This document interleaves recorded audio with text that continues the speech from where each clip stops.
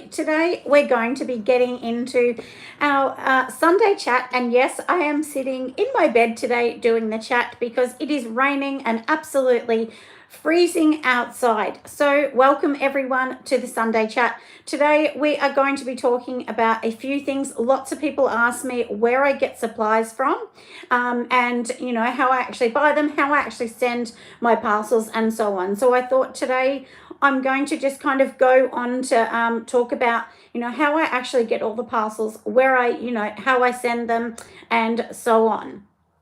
Oh, hi, Christine. How are you, my love? Welcome. You must have been waiting for me to come on to the Sunday chat. I've, you know, been watching lots of different things on TV and thought, oh, well, I've got to come on to the chat.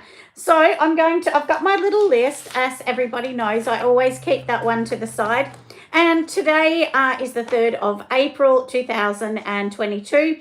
It is my daughter's birthday today, but we had a party last night because my daughter is 30 today. Oh, hello, Michelle. How are you? I hope your arm is feeling better, lovely. I know you've got a sore arm at the moment.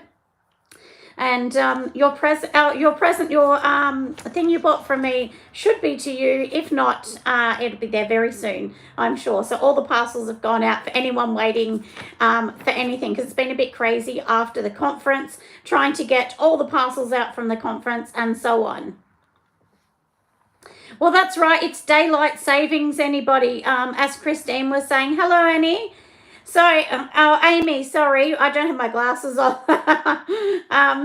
Oh, hi, lovely. How are you from the US? Yeah, in Australia, we have daylight savings. So today is the first day that's not daylight savings because we're going from summer into winter now. So we're sort of going into our autumn, winter in Australia. So our daylight saving stops because it means it's not as sunny here anymore. Oh, no, you got to have surgery, you poor love, Michelle. Oh, well, we'll be thinking of you anyway when you've got your poor arm. So, yeah, so as I said, everyone, daylight savings. So it's probably an hour later today, and that's because of the daylight savings. But at the moment in Melbourne, it is 11 a.m. So let's get into what we're going to be talking about, which, like I said, it's all about supplies and packaging. Oh, you did get them, Michelle. I'm so glad that you've got them. Hello, Karen. Welcome, lovely, to our Sunday chat. So, like I said, we're going to be talking about some supplies, packaging, branding. I'll talk a little bit about that. And at the next conference, we are going to be talking about branding a bit as well. And today I'll talk about how I actually send my packages out, because I get a lot of questions on, you know, how I send them out and how do I calculate the shipping costs and so on. So, and I've got a bit of an easy way for you if you're in Australia in particular, and I'm sure the US is similar, where, you know, you can buy one particular box and it's, oh, hi, Kim, how are you? Yes, you did catch another live. So, yeah, so if you do catch, you know, if you do send particular boxes in Melbourne, you know, look, there are different amounts depending on the weight, but there is a general amount that you can be using as well. Oh, hello from Georgia, USA. Hi, lovely. How are you today? Well, it's probably this evening in the US. So now let's get started on our chat, like I said, about supplies. So I'm going to give you a couple places in Australia where I actually get mine. If you're in the US, and I think there's like Uline and a couple of you in the US, I'm sure that you don't mind, just put some comments in down the bottom where you get your packaging from, so that everybody else might know where there's a main package in the US or the UK, if anyone's on here from the UK, because I know I get those particular places in particular. But for boxes, I actually get mine from a place called Stanley Packaging in Australia. They are the cheapest for boxes. If you want boxes, bubble wrap, foam wrap, all of that kind of thing, that's where I get all of my boxes. And so that's my starters. All my tissue paper is branded in my name, and I buy that from No Issue. No matter what country you're in, I'm pretty sure they ship globally. So I actually had that done, and I think I paid, I'm going to say roughly $300 for the smaller tissue wrap. The bigger one was too big for me. I didn't actually need it because obviously bath bombs are only this small, and or tissue, whatever. So, but I just lined the box. It just looks nice because I do believe the experience is just as important as what's in the package. And why I talk about that, everyone, I'm going to tell you something. My daughter last night, my daughter Abby turned 30. So she had a party last night, but her real birthday's today. And she got this gorgeous champagne bottle. And I said to my husband, look how beautiful that bottle is. It's sparkling. I mean, absolutely the most beautiful bottle I've ever seen in my life. And I said, I would actually buy that bottle because of the packaging. I wouldn't even care what's inside. I don't actually drink alcohol at all, but I would actually buy that for somebody for a gift just by the look of it. So, your packaging, the way things look, do make people pick it up and buy it, especially if it's going to be in a shop. Oh, you have Uline. Okay, in Georgia. Yeah, and that's what I did think. I did think Uline was the thing in America. I've heard a few people talk about that's a main place where they actually get products. So, yeah, so if you're in the US, but yeah, so packaging does matter. So like I said, Stanley Packaging in Australia is where I buy mine for the boxes. And, they have so many different things similar to Uline. And then for my waxes and fragrances, I buy them from Pure Candle Supplies. My shea butter cocoa, I buy that from Deluxe Shea. They are global, so they send everywhere. So they'll be in the US too. So they're a very big company, and they are a fair trade company. So it's fair trade certified as well. And I really do love the whole idea. And the ladies in Ghana actually produce everything. They actually, Deluxe Shea came out and did a talk at our conference. So they're one of the guest speakers this year, a couple of weeks ago when we had our first conference. And that was really interesting. So that's where I get theirs from. I also do use Aussie Candle Supplies for fragrances. And I know, like, if you're in the US, Brambleberry is a really big one. I know there's quite a few big ones for fragrances. So just look around. And everyone that's going to ask me, I get asked this all the time about candles, like the scent's not good. Now, everyone, can I tell you this? When you're buying a fragrance, fragrances are not equal. You need to compare your apple with apple. So, for instance, at Pure Candle Supplies, they have a base range, they have a mid-range, and then they have their luxury range. Pretty much, I always use the luxury range. There's maybe one or two in the mid-range, but I never use the lower range. So, pretty much the difference is you can buy a fragrance oil for $17 a bottle, or you can buy the fragrance oil that I use, which is $65 a bottle. So that is the difference, everyone, and you need to test them to see. So there's some fragrances that just don't hold up in a candle or soap. So you do need to test and make sure that it's actually what you want.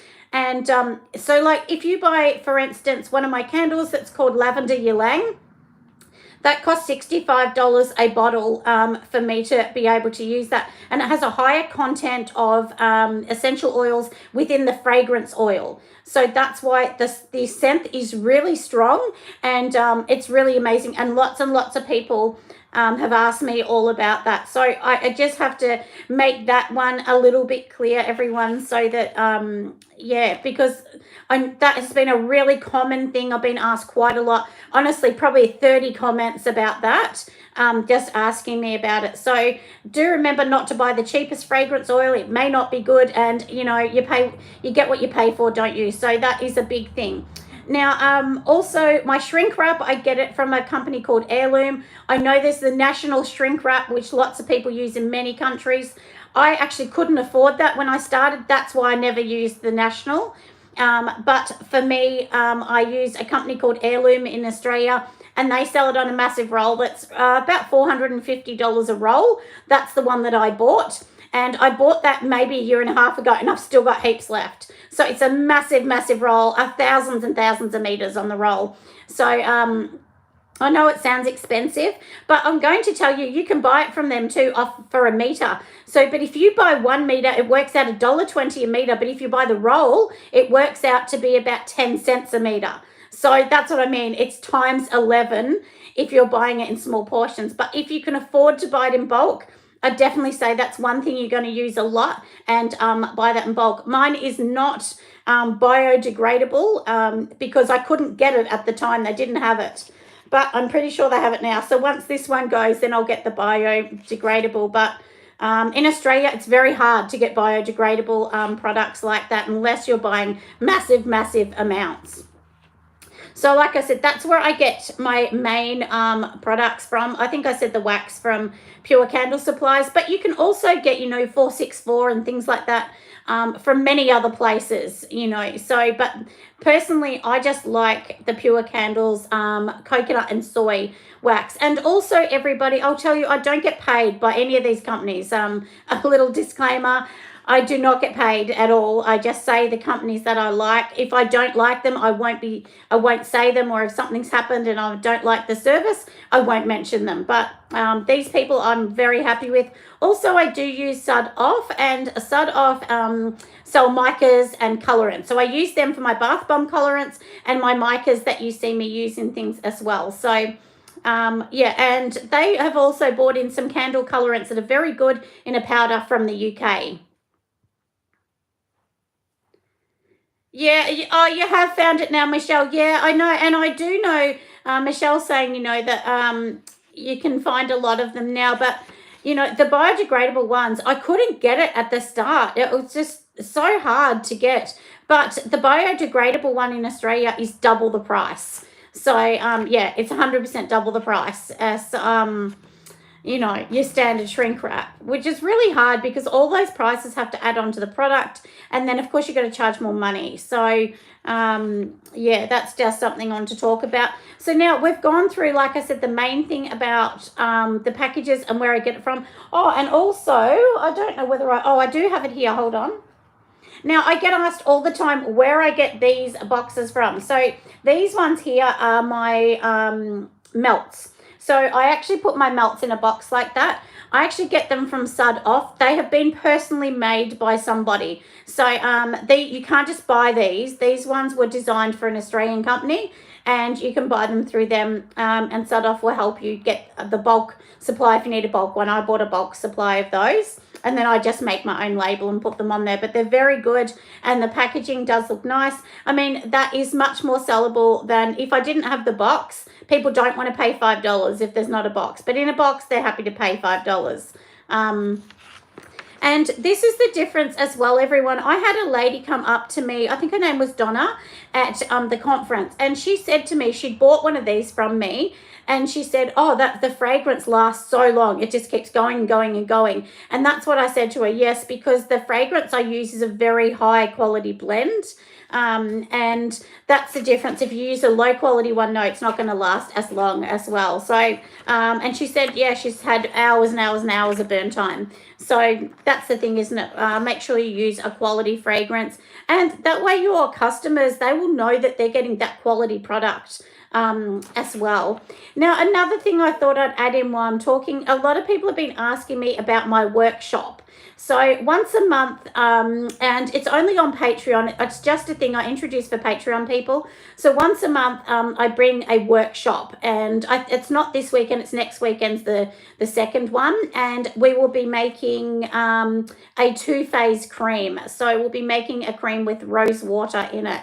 So that's the thing, everybody, on there for people that are the 10, I think it's $10, $20 levels. Then basically we do a workshop, and I tell them the ingredients and the list to get before the workshop. Then they get it, and then they make it with me. So it's like they're in a class and they can actually learn, because some people learn easier by doing it in the class. So, yeah, so if you're asking about the workshop, that's where the workshop is. It's on Patreon. I won't go and talk any more about Patreon. People can choose that if they like, but that's where the workshop is. So if you're interested, just go over there. All the links are in the bio in my YouTube, and you'll see them under lots of videos as well. And that's where I do put the recipes. But if you're looking for recipes and I'm not listing them, there is well over 100 recipes of mine on my YouTube. Just go to all the earlier videos. you know, even 3 months before, you'll see all the videos have recipes. So just go back to all of them and have a look. But generally from most of them now on will be on Patreon, because that's just a standard thing that a lot of people do, because it does cost money to make recipes and a lot of my time. So anyway, that's where that is. So now after that, lots of people have been asking me, you know, about postage, how I post. So in Australia, now I don't know whether you can see this because I'm a bit close, but this is an A4 kind of piece of paper. So one of my standard packaging that I do is like a shoebox size, which is about an A4. That one in Australia costs $15.95 to send, and that's with My Post Business. So it is not cheap to send that, and you've got to remember that our products are heavy. So it's not like my daughter sells earrings and hers might be cheaper. But even a little box of earrings this big in Australia, that cost me $9.95. No, actually $8.95 to send this week to somebody that bought some earrings from me. And that's what I'm going to say. Even though I charge $9.95 for my postage, I'm actually losing $5 straight away. Or if, you know, they spend $80, then they get postage free. So obviously that means I need to pay the $15. So you can't be selling your product super cheap, because sometimes you need to have that extra couple dollars in your products to be able to pay for the postage, so that you're not losing money and you're still making money. So that's the thing, everybody. When you're doing that, you need to add on. So if you think you're not leaving enough room in your product's price, you either need to up your product's price, or you need to be realistic and say that. And even when I say $15 for a shoebox to send it, you've got to remember I've got my branded tissue paper in that. I've got the biodegradable peanuts I'm putting in that, the shrink wrap, the labels that are on the containers, and so on. So that all goes to add into your costs. So it's really important to be honest with yourself and say, so if you have a soap that you're only selling for $4, well, you're probably going to be at a loss if you're giving away free shipping. So this is what I'm saying. You really do need to be realistic. So for me, if somebody else does, you know, pays for, sorry, I'm just wiping things off the screen, if you can see my little hand going up, because I get lots of messages and I forgot to, often I block them, but I forgot. But yeah, so, but that's what I'm going to say. You need to have, you know, some wiggle room in your product. Or, you know, look, you'll see sometimes in Australia, products will say, you know, if you buy something that says $15 shipping, and I often think, God, $15, that's expensive. But honestly, that's what it actually costs. It's really, really expensive.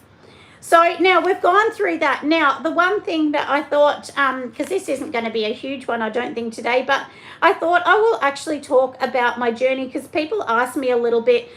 Often you know, honestly, if I can say the main comment I would ever get is people say, how did you start from where you're starting to where you are now? And honestly, I'm going to move this down because you're just seeing the top of my chin, aren't you? So, but honestly, the most, I'm trying to think of, you know, the starter to sort of tell you when you're starting. When I started, I had no one on Instagram, no one on Facebook. I didn't do YouTube at the start because I think you need a bit of experience before you do YouTube. If you're thinking of a YouTube channel, I'd say get some recipes, get some experience, do a couple markets, then do it. But when I first started, I really had nobody. I just used to post on there, and then I started doing markets. And once you sell your stuff at markets, it kind of gives you a bit more room to take videos or do different things, and then I put it on YouTube. So, but, you know, I just started small, honestly, everyone. Like now I have lots of candles. At the start I didn't. I probably only had 3 different candles, maybe 4 soaps. But, you know, I just started really small, and I don't pay, you know, like you can pay for followers, or you can do follow for follow. I never did anything like that. Don't do that. Just keep it organic. And look, I sometimes see on Instagram people having 10,000 followers, but you don't know if they're real followers or they're bought a follower. So I don't do that. What you see on my Instagram is actual followers, and you want to make sure that they're talking to you, they're engaging with you. There's no good even having a YouTube channel with 30,000 followers, but only, you know, 2,000 watch you. I mean, you want generally most of them to watch your videos and like your videos. So that's exactly what I'm going to say. You know, just don't worry too much about the journey. Just start, just post, just learn. And I've learned so much. I mean, I did a video the other day on how to do a story and a reel on Instagram, or how to make videos out of Canva. And that's what you can start with. Just, take photos and put all your photos together and you can make a video. So, those things are really important. And now social media is a huge part. Honestly, I reckon it's about 50 or 60% of your business time, social media, because if without it, you're not going to get people to like you, to know who you are, and to see what you're doing. So, like I said, that's what I honestly suggest, is that you start with social media and, just keep sort of learning from that. So the journey for me started just making little videos and putting them on Instagram. That's pretty much how I started. I think maybe actually it might have even been on Facebook. But for anyone that wants to know, I don't go on Facebook very often at all. Facebook is an older market, and generally my market is younger people. I do have older people too, but generally I'd say my market would be, 20 to 35-year-olds is kind of my market. But, it doesn't matter. But Facebook is generally older. Instagram to me is the middle age. TikTok's young. So if you're trying to find your market, that's it. And if you want to just go, okay, you're going to just concentrate on one social media, choose the one that fits into your category of your target market. If you don't have a target market, it's time to think about it. And, of course you can sell to everyone, but you want to sort of you need somewhere to aim your videos to, or your products to. So anyway, like I said, that's how I did mine. And of course on YouTube, the average person on YouTube that follows me, really a lot of them are soapers. I do have some people that just love it. They just love watching a video, and they say, they can connect with me and they feel like it's a friend. And some people are really lonely. So it's nice for them to be able to have someone to chat with just, on social media. So if you're on social media, YouTube, whatever, I always say, please care, don't just say I'm going to do it just to get my numbers up or to get my business there. You actually have to care what you're doing. And I honestly do care what I do. I really do. I'm very passionate about it, and I just really do care that, so if somebody asks me a question, you will see I always respond. I'm never just going to give you a love heart and go away. Oh, hello, lovely. How are you? Welcome, darling, to our chat today. Yeah, we're talking all about business and how this all works and my little journey. So, and everyone's journey is different. And can I tell you all, when you start, you might say, well, okay, I'm going to be a soap maker. This is what I want to do. I just want to get enough money to, be a part-time income or whatever you like. And that was kind of where I was. But as time went on, oh, that's okay, lovely, no problems. But as time went on, the one thing that, is funny, I sort of went, okay, I'm going to do soaping, I'm going to do this. But then time goes on, and then I sort of fell into YouTube. I thought, well, maybe I'll do a video. We'll see how it goes. But you have to do YouTube, honestly, for about a year. I think a year before you start to see some results. And it took me, it's taken me a year to get to this. I reckon maybe 8 months to sort of see results. But I didn't earn money for over 6 months. Way over. So yeah, so that anyway, that's something that I just thought that I would talk about as well. So yeah, so like I said, my journey didn't start from, it really didn't start from me just having all these followers, because a lot of people say that to me. I often get comments, oh, but it's okay for you have lots of followers. But that's what I say. I didn't have them at the start. No YouTuber just has 20,000 or 10,000 or 2,000 even at the start.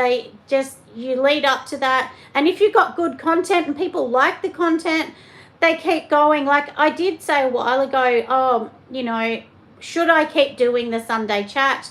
And every time I say, oh, maybe I won't, maybe people, I'm thinking, what else am I going to talk about? But, everyone seems to like it, and I get lots of comments of, please don't stop the Sunday chat. So hence why I am still on here. And, See, this is the thing too, everybody. I did the Sunday chat and started that because I wanted to do something different. And then the same as how I own the Australian Soaping and Candle Conference, I just seen a need for that and I wanted to do something different. So you need to find unique ideas. Oh, thank you, Heather. You're so nice. Thank you, lovely. And this is the thing, Heather, too, you know, that what I always say, you need to be genuine. You just need to want to help if that's what you want to do. But if you don't want to help, that's okay too. If you just want to do videos showing, you know, what you can do or your soaping, or, you know, you just want people to see your product, that's okay too. But, you know, you just got to start somewhere, and it might lead to different things. And, you know, the same as me now having the Patreon, I kind of feel like on there, I'm more of a teacher on there because I teach a lot about, you know, soap making and techniques, and then we have the workshops. So to me, the Patreon is more like people are almost buying a class. That's how I see Patreon. And the same as the conference, I started that so that people can get ideas, because in Australia, there's no soaping guilds, everybody. None. There's not even places where you can go and say, all right, I want to buy an ad for that book so people can see me. There's really nothing here. But in 2023, which will be on the website for the conference soon, we are going to do a thing so that people can buy a small ad in the booklet that we give away online, and we also give that book away to every guest that is in the venue as well. So that's something that people can do. You can advertise on that, which it starts from, I think, like a little business card size right up in that booklet. So that way everyone can see what you do. And at the conference, and not all soapers, we do have a lot of businesses, and we do have a lot of soap makers that actually buy products from other soap makers. So remember that if you're a soap maker, some soap makers get too busy and then they have to start wholesaling, or they buy wholesale products from other soapers to sell in their store. So, and I actually do sell a couple of mine wholesale to other soapers. So that's something that you've got to remember as well when you're going to a conference or a soaping guild. If you're in the US and you go to those soaping guilds, there's probably things like that. So often there is people that want to buy your products that are in the room. They're not just people that are businesses. A lot of them are businesses, but they're not just that. So that is really important to remember. And only give away as much as you want to give away. There's no right and there's no wrong. There's people that don't give away anything in their soaping world, and there's some that give, like me, that pretty much give away everything.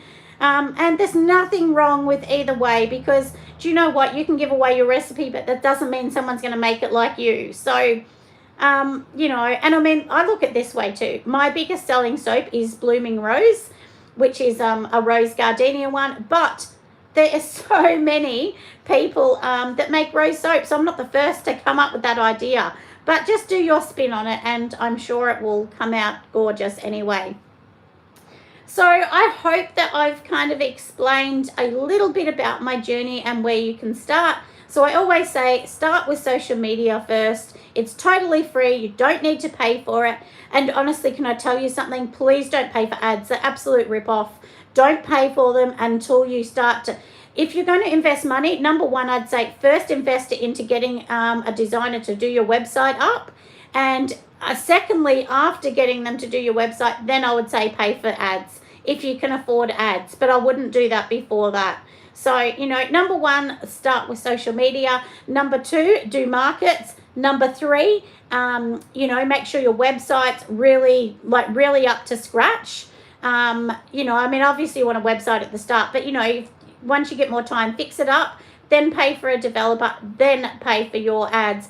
And I'm going to shock a lot of you by telling you that there are companies out there that spend, you know, $500,000 a month on advertising. So the chances of us getting in front of them are zero. I mean, you know, but don't worry about that. Sometimes people don't go to the top of the page. They might go to the third page and get an ad, or look at the ad and go and buy something from your store. And even myself, I don't sell tens of thousands of dollars every month or anything like that. So, you know, don't think we all make lots and lots of money. We don't. You know, the thing that keeps my business afloat is pretty much, you know, the social media that I get paid for. Oh, you couldn't see where to review it, Heather. So if anyone wants to review my products, if you just go on Google and just write Nelson Soapery, or I think it might come up as Nelson Interior Soapery, it'll come up on Google, and then you can push a review on Google. But on my products now, if you go to the bottom, so for instance, if you're buying, we'll pretend it's a body cream.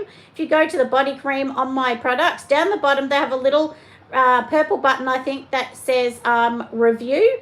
And then on that particular one there, then you can just push the review and write something in it as well. But I might do a bit of a video on that one actually, so that you can see how to review somebody's products. Because at the moment I've been doing a few videos showing people how to do these kind of things. So maybe I'll put a little one like that in. But yeah, but if anyone wants to review me on Google, it doesn't mean my product. You can even review, you know, my YouTube, or if you went to the conference, you can look the conference one up as well, and you can review that as well. So all you've got to do for any company you want to review, and the best way to review people is on the Google as well. Oh, you're lovely, Heather. Thank you, lovely. I've probably seen that, Heather.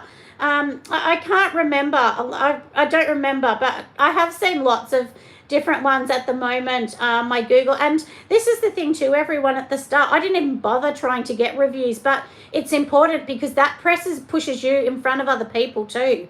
Not always. I mean, you know, I would have to have a couple hundred reviews before I was pushed in front of lots of others. But it's nice to do that. And I do that to other companies I buy from. If I like them, I put a review up. I never put a negative review because I just wouldn't do that. But, you know, like, it's nice to be able to say, look, I really loved the product. It was great, or whatever you liked about it. But you shouldn't.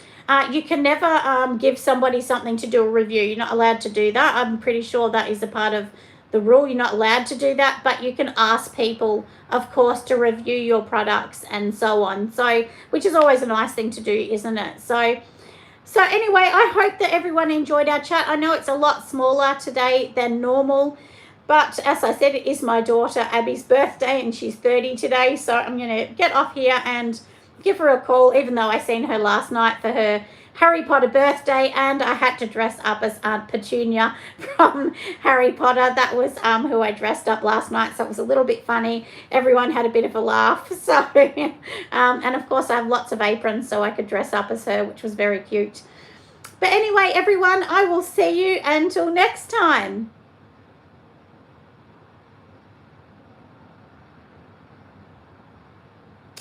Oh, a mermaid. Sorry, Michelle, you said like a mermaid scent is like an 80s one. I actually do a bubblegum scent, and I've got to make more of that. Oh, that's okay, Kim, anytime. But Michelle, I made this. I used to make an 80s bubblegum, like a body butter. And seriously, I have to make it again because I sent a number of them to Canada and actually to France as well. I sent them because people loved it. They really, really loved it. It was super, super popular. And I'm making a few body butters because I'm selling out at the moment. Oh, thank you, Heather. Thanks, Karen. Yeah, no, funny, isn't it? So, yeah, but anyway, I've got to get on to small body butters because I'm almost sold out.